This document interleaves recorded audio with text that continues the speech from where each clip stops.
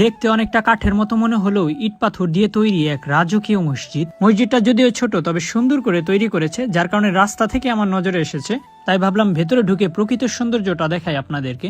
আর এই মসজিদটা কিন্তু তৈরি একবারে পদ্মা নদীর পার ঘেঁষে, তাই তো বলা যায় সাহসিকতার পরিচয় দিয়েছে। পদ্মা নদীর পার ঘেঁষে এত সুন্দর মসজিদ খুব কমই কিন্তু তৈরি করে। তবে কথা আছে না, মানুষের মনের সৌন্দর্যই হলো বড় সৌন্দর্য, তাই তো পদ্মা নদীর পাড়ে এত টাকা খরচ করে এই সুন্দর মসজিদটি সবাই মিলে দিয়েছে। সাথে মসজিদের অজুখানার ডিজাইনটাও কিন্তু সেম করেছে।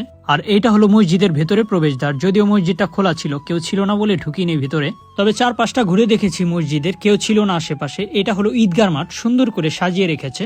আর এই রাজকীয় চেয়ারে বসে মৌলানা সাহেব খুতবা পাঠ করে থাকে।